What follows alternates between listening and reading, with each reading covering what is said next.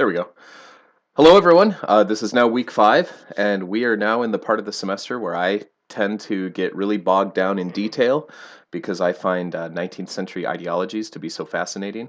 But given that you have a paper due, and I've found that this course works better if I tilt it more towards recent history, I'm going to try to fit a lot into this week in a way that we can really set ourselves up for some intelligent discussions in weeks to come, really focusing on the 20th century. So the thread that I want to use to tie this all together is really a Marxist-informed history of imperialism. I've titled this "Modern Civilization and Its Discontents." That's not a Marxist title. That comes from Sigmund Freud. But using this, Vladimir Lenin in the early 20th century referred to imperialism as the highest stage of capitalism. So to use that as an analytical angle, it's helpful to continue our discussion of industrialization and its discontents from last week. And I like it that my face is right there on top of the discontents. So let's jump back to where we one of the things we briefly talked about last week. I realize I accidentally gave you a bonus question on Luddism without properly explaining it. So some of you answered it well, so nice work.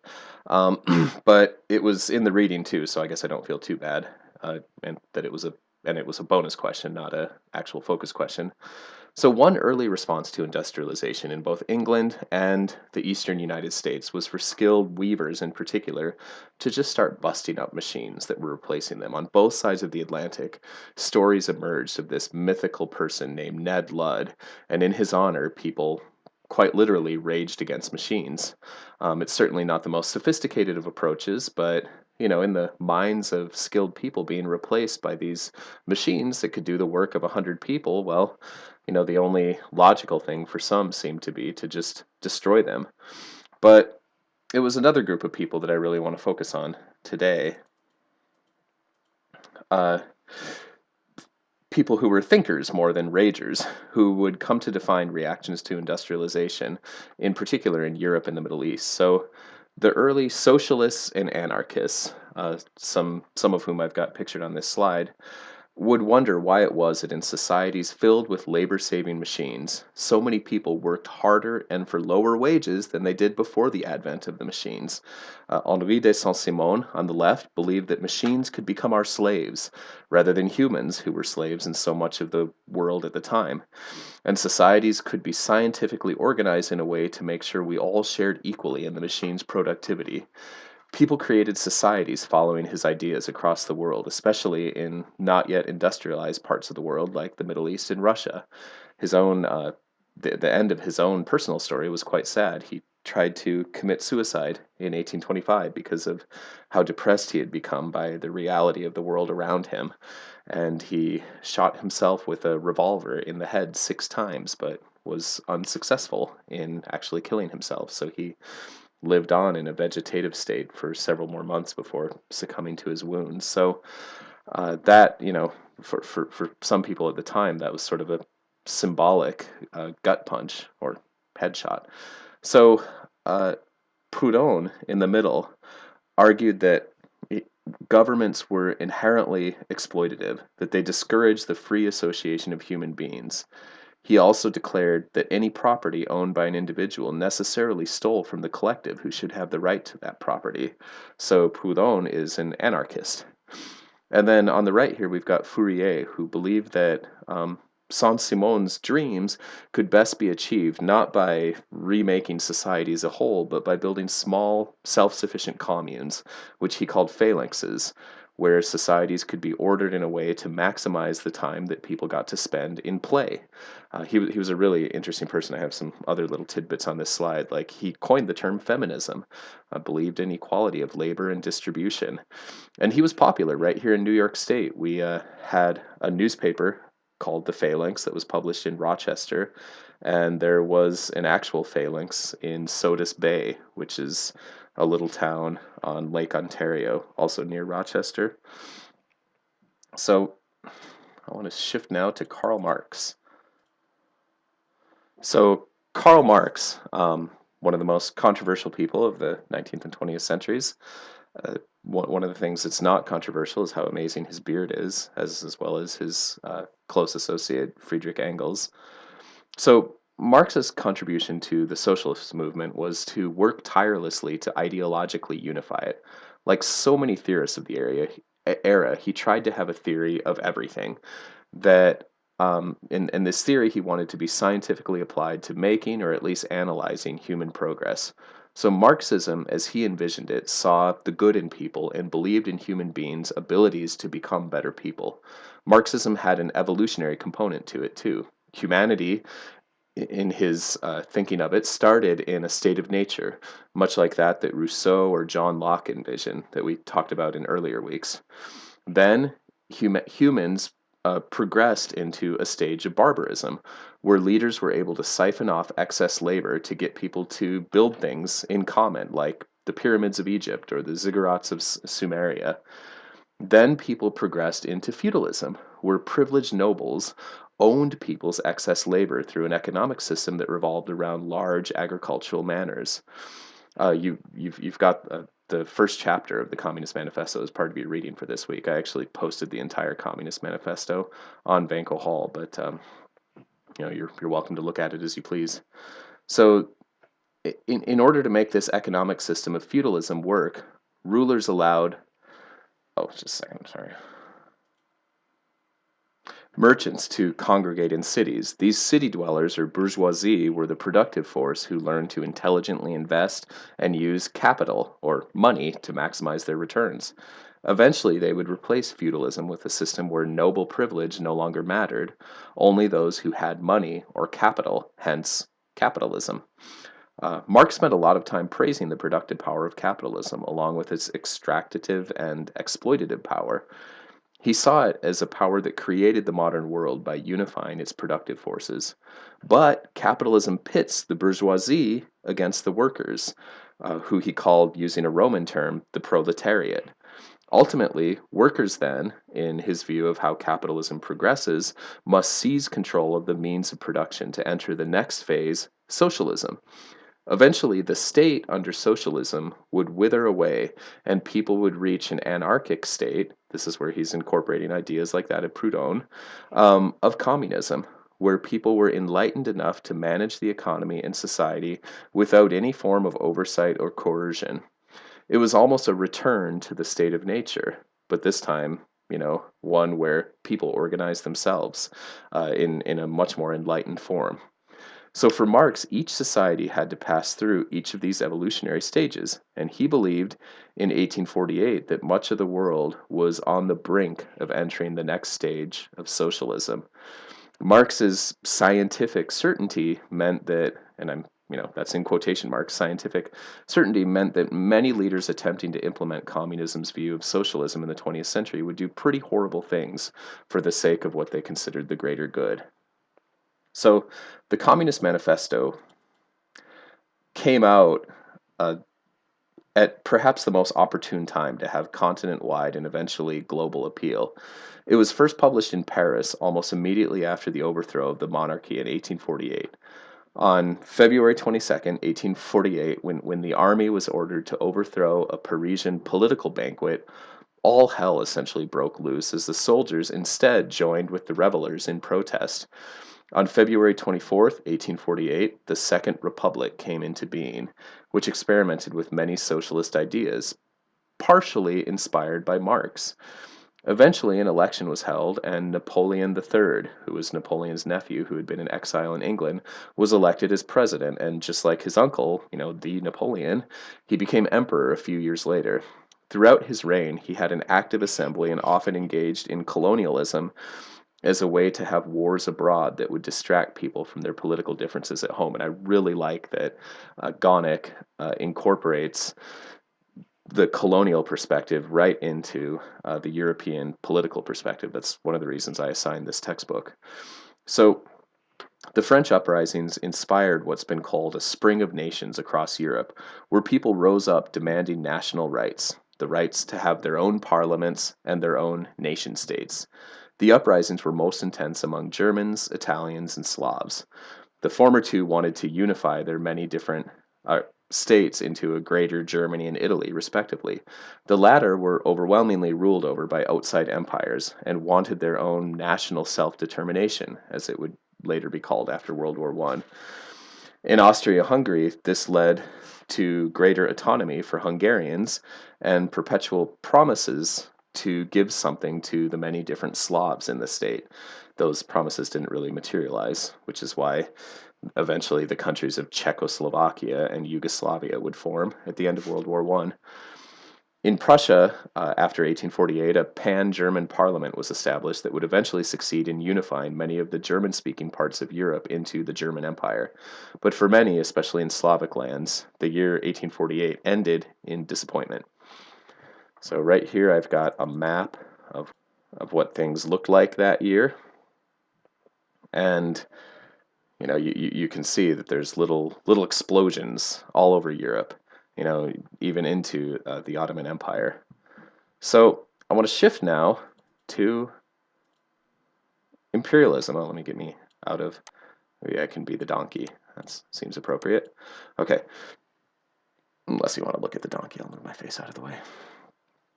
All right, so I want to shift to the colonial world now, looking both at the colonial metropoles, meaning the home countries that had colonies, and colonial peripheries, or the colonies themselves. So to really get this discussion going, which we'll come back to over and over again, it really helps to start with Algeria and the weird story of how it became a French colony. We're going to come back to Algeria in particular, as its resistance movement became an inspiration to the rest of the colonial world, but that's not for a couple more weeks. So Algiers, along with Tripoli, Tunis, and some Moroccan cities, made up what Europeans called the Barbary States, because for centuries they had run a sort of protection racket in the Mediterranean, with varying degrees of success. They were little city-states that were nominally part of the Ottoman Empire, but since many of them were pirates, they were kind of hard for the Ottomans to control. So in Algiers, in particular, had been hurting since the early part of the 19th century when U.S. Marines attacked to free imprisoned U.S. sailors, showing militant refusal to pay protection money. In 1830, then, the Dey of Algiers was doing what he could to get money.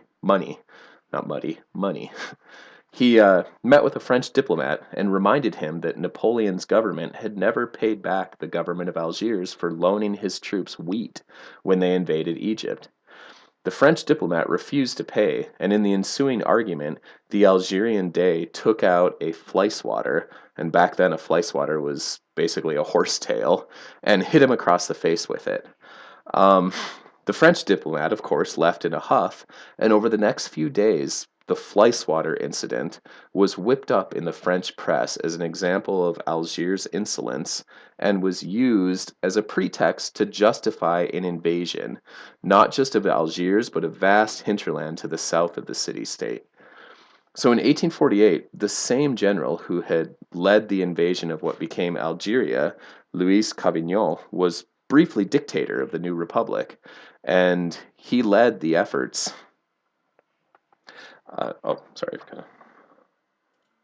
He led the effort to annex Algeria formally into France. So this was the same year that the United States annexed most of northern Mexico. Over the next century, French, Italian, and Spanish settlers flooded into Algeria, calling themselves Blackfeet or Pied Noirs.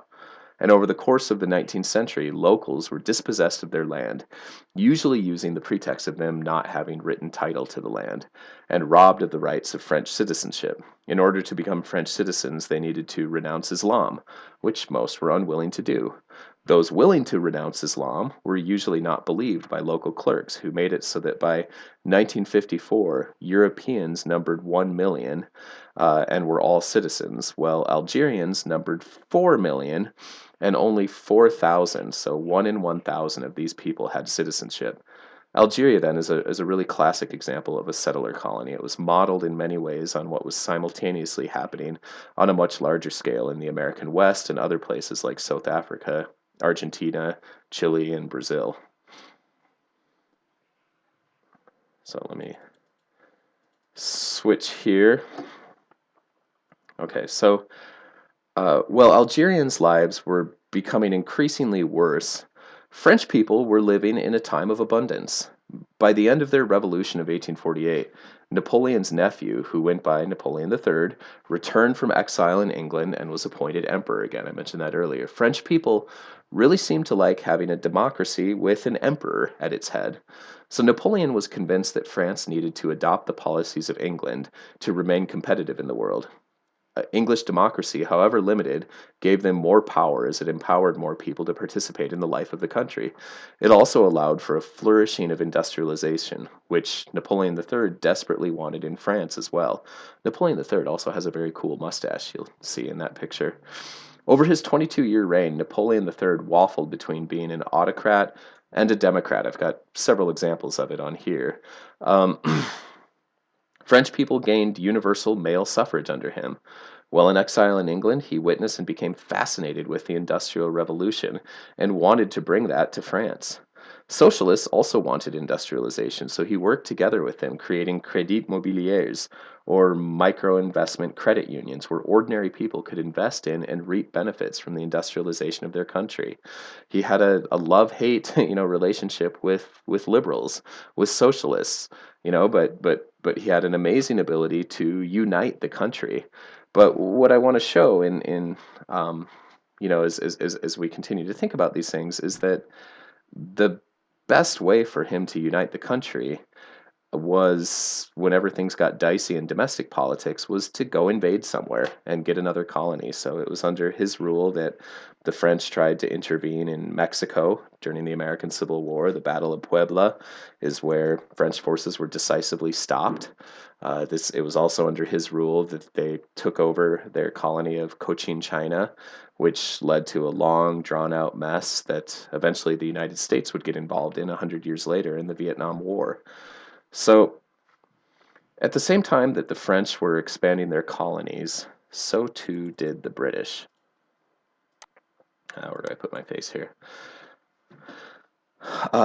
So too did the British, then Germans, then Belgians, joining earlier Dutch, Portuguese, and Spanish colonial holdings that would later be followed by Japan, Russia, and the United States of America. So in 1917, Lenin would write that imperialism was the highest stage of capitalism, as a critique of the massive capitalist economies of the world that had carved up so much of the rest of the world for no other reason than wanting their resources. This picture, I hope, is sickening to you. And arguably, I think Central and South America could be considered, after 1898 in particular, from 1898 to 1934 and potentially after, as an American colonial, quasi-colonial sphere. So what went hand in hand with exploitation of the rest of the world was nonsensical justifications that these people were supposedly uncivilized, therefore undeserving of their own resources, and in need of European guidance, which was all quite a bit of nonsense. So Gonick then spends a few pages dealing with the Ottoman Empire's response to European modernity as well. And I stopped. I really like that section. Let me put myself down here below Istanbul, or Constantinople as it was still called until 1922. So the 19th century was a period of decline for the Ottomans as areas along their border revolted and became subservient to control by European capital. The Ottomans weren't passive to the loss of empire along their borders, though. Many realized that they needed to change. It was just hard to fight against a centuries-old entrenched culture of regional privilege.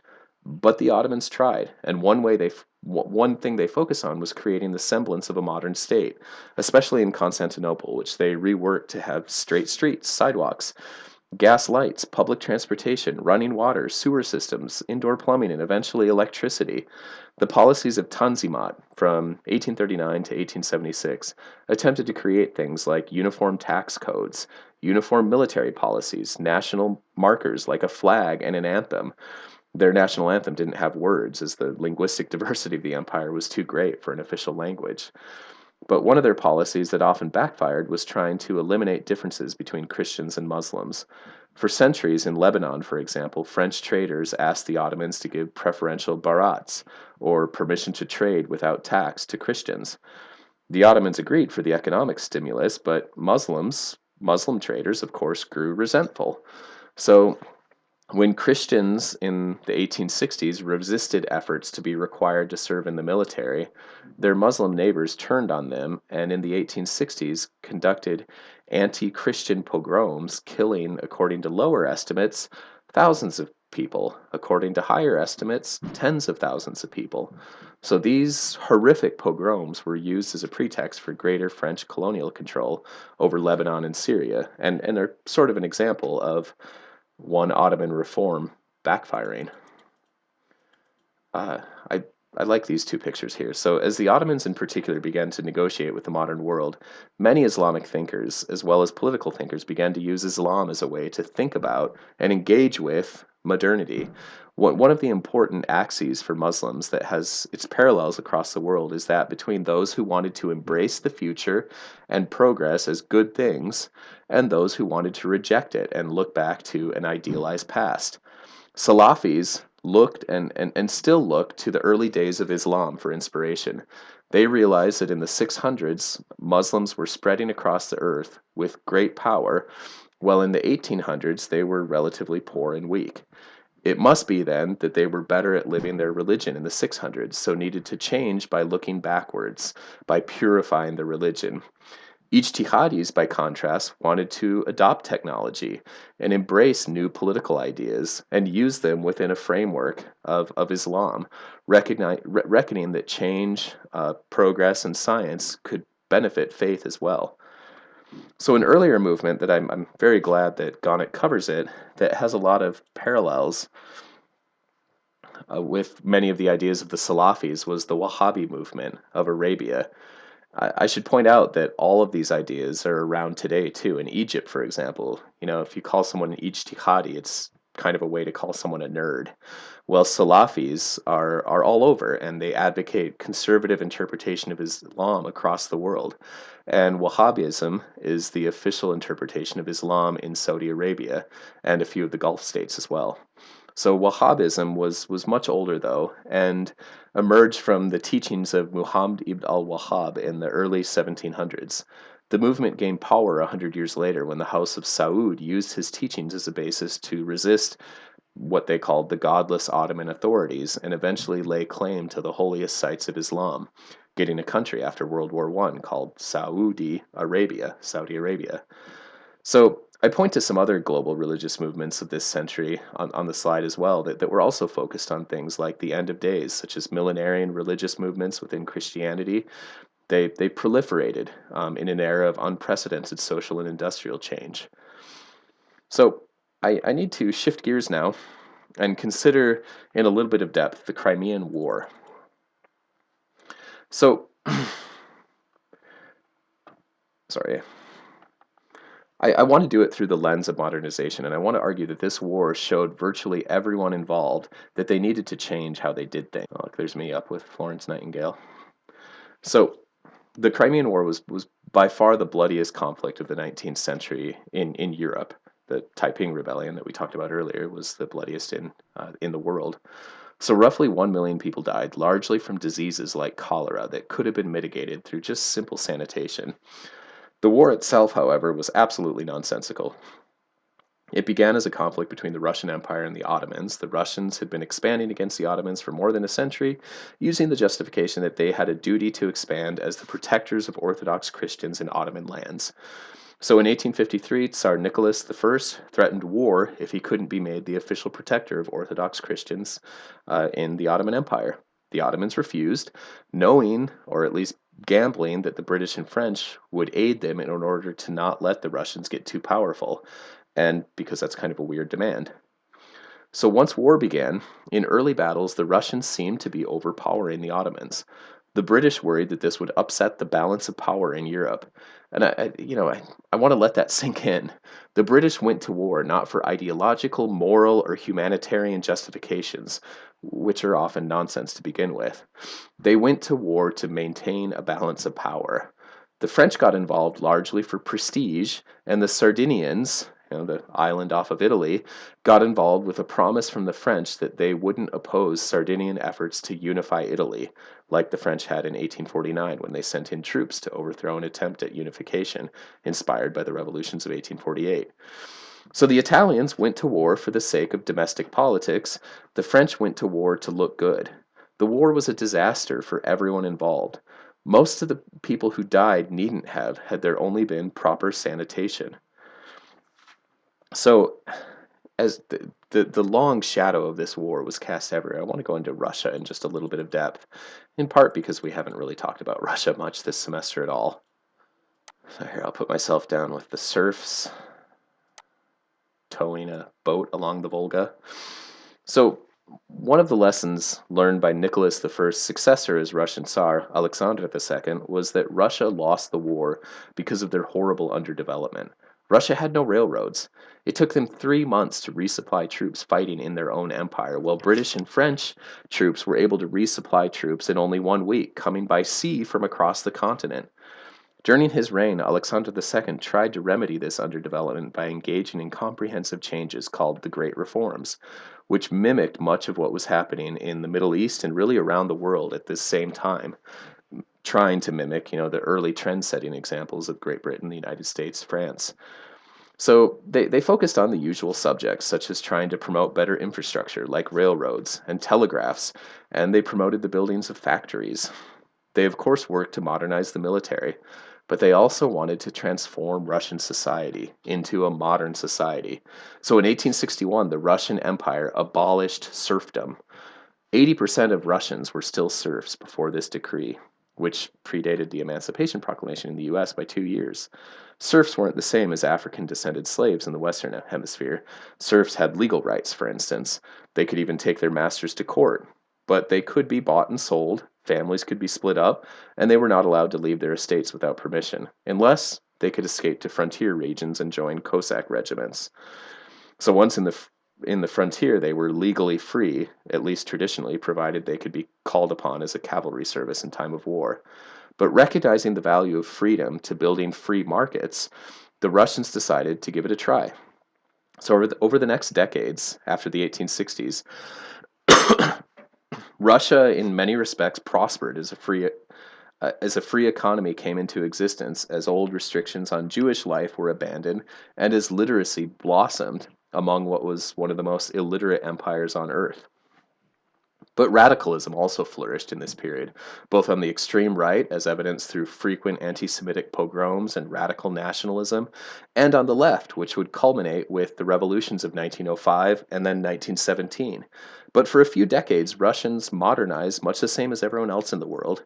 And in this slide, I've got a Nick Carter detective novel, which was one of the favorites among newly literate Russian masses, who, much to the chagrin of the nobility, preferred cheap, thrilling dime novels to the proper literature of Russia, such as Pushkin or Dostoevsky or even the Bible. So, another symbol of the era, jumping to another part of Europe now. I put myself right there next to Georges Haussmann, wherever. I just need my face out of here. Okay. Um, a symbol of the era of embracing the new and efficient at the expense of the old, historic and cultural, was the policies of the Baron Georges Haussmann. Haussmann was given imperial permission to redesign Paris during the 1850s. So, like any efficiency-minded person, he decided wide, straight boulevards were preferable to the narrow medieval streets of the ancient capital. To build them along with modern plumbing and sewers, he worked with the army to just go in and destroy large swaths of Paris.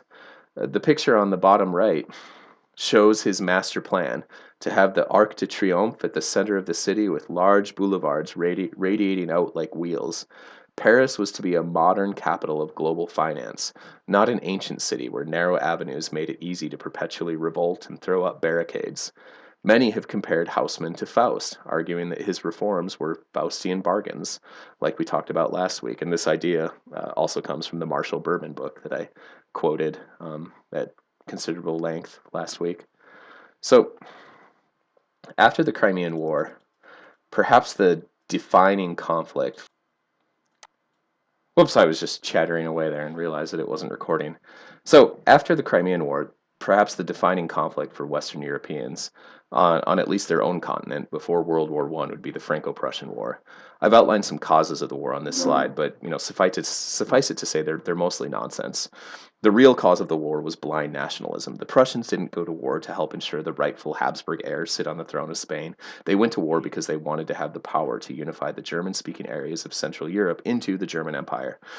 Otto von Bismarck would unify Germany during this conflict and feared that the French would oppose his efforts. So, after a leaked document purported to show French and Prussian diplomats insulting each other's countries, majorities within the French and Prussian publics supported war. And the outcome of the war was a really quick defeat for France, with the exception of Paris, which resisted, and they would form the Parisian Commune, which has sometimes been called the first communist state in the world. Certainly, both Marx and Lenin would call it that, and that would become communist orthodoxy in the 20th century. And this roughly 2-month resistance by the Paris Commune would be brutally put down, not by Prussian troops, but by French troops, after peace had already been agreed upon by France and Prussia got to occupy Alsace-Lorraine. So that's the nastiness of the Franco-Prussian War, and your reading for this week spends a lot of time talking about Otto von Bismarck. So, and I want to make sure you have a bit of a background overview of what he was like. So Bismarck became infamous in the 1860s as Prussia's foreign minister when he advocated a foreign policy known as Realpolitik, which meant roughly that the ends justify the means, or that it's okay to behave reprehensibly if it benefits your own country. So in conflicts with Austria, for example, in 1866, he first allied with the Danes before turning against them. And when everyone called him, a dirty, untrustworthy person, his response was, well, I could, and it's good for Prussia, so who cares? He was also a shrewd political deal maker. By the time he became Chancellor of the German Empire after the Franco-Prussian War, he did some remarkably progressive things, like helped create the world's first national healthcare system, health insurance system, I'm sorry, and he created Social Security, the world's first Social Security system. Not because he cared about these policies, but because he wanted to undermine support for socialists. So Gonick doesn't go into this in.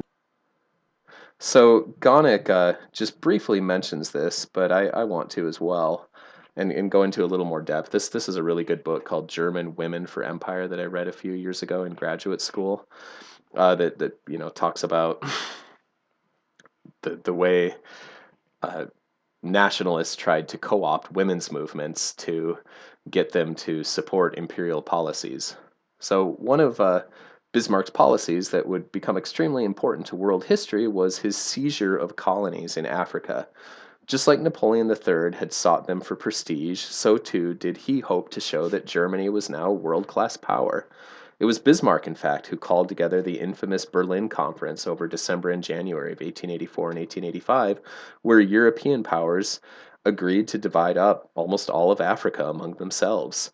The only areas they didn't take were Liberia, which, the United States wanted to maintain as an independent country, and, well, ultimately Ethiopia, because the Ethiopians fought back.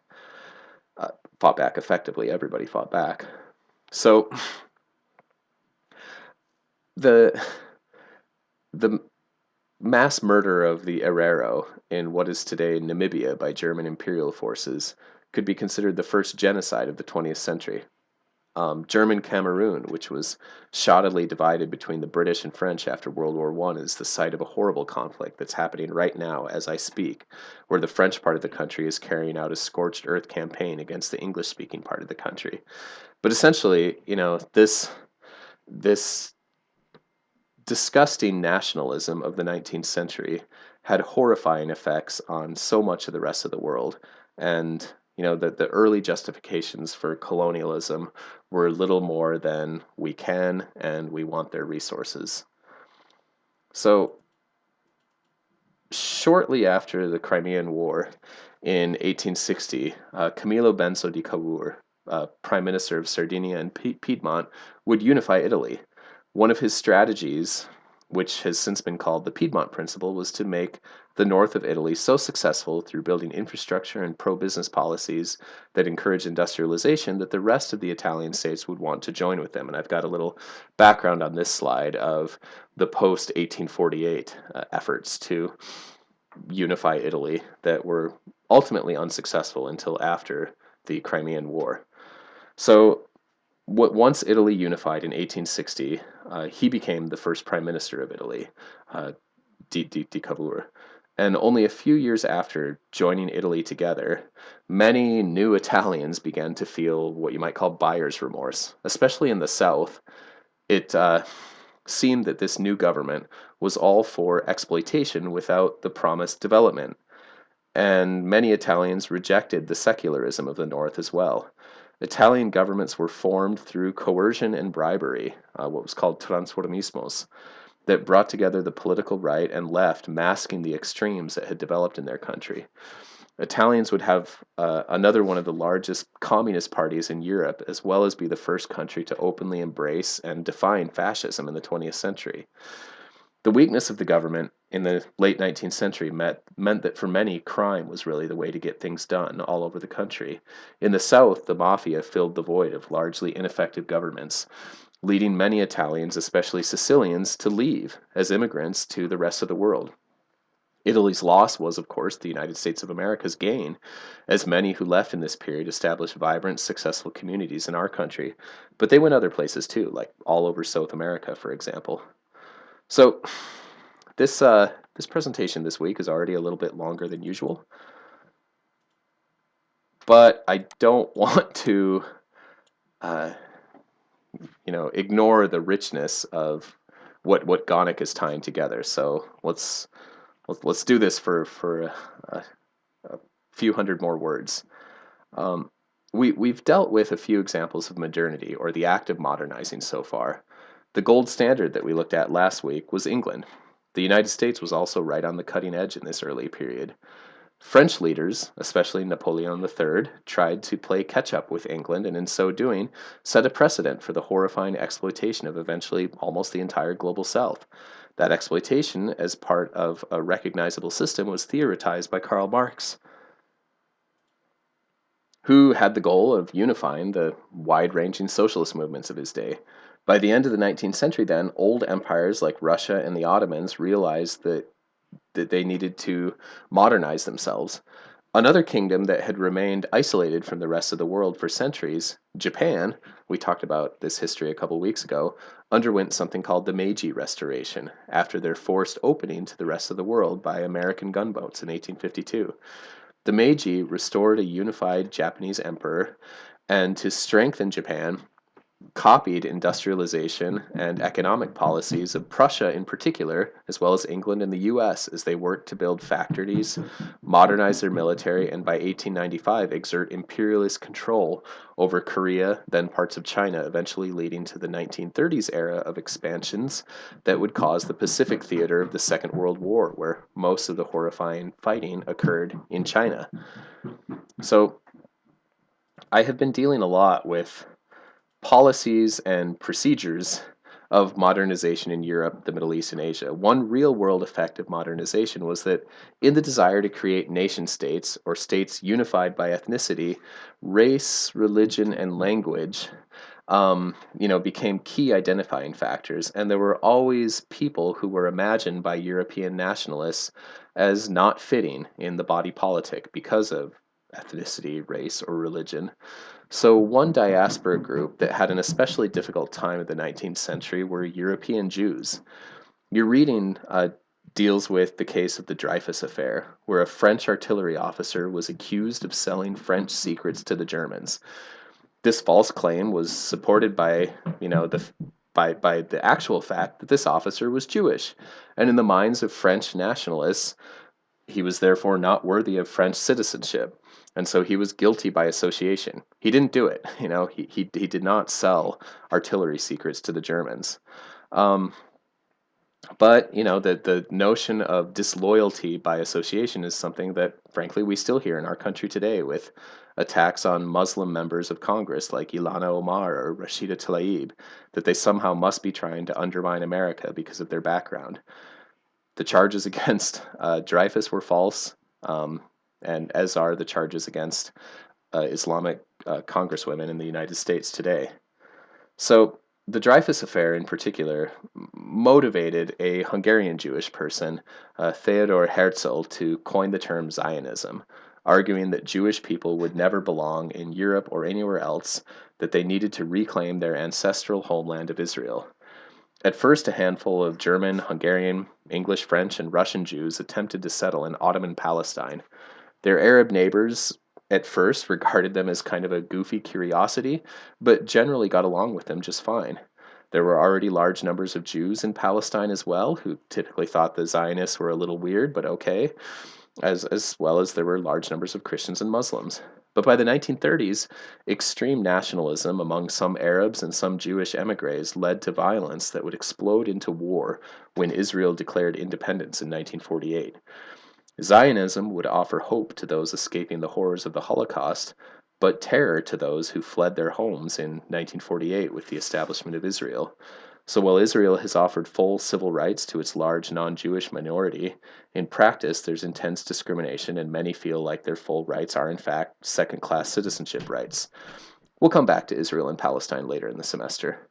Okay, so that is a wide-ranging view of the entire world, and especially European politics and its effects on the beginnings of global imperialism, 19th century imperialism. So hopefully you're able to tie this all together, and this offers you a nice supplement to your readings for this week. If you have any questions, please reach out to me, and good luck with these bonus questions. And seriously, phew.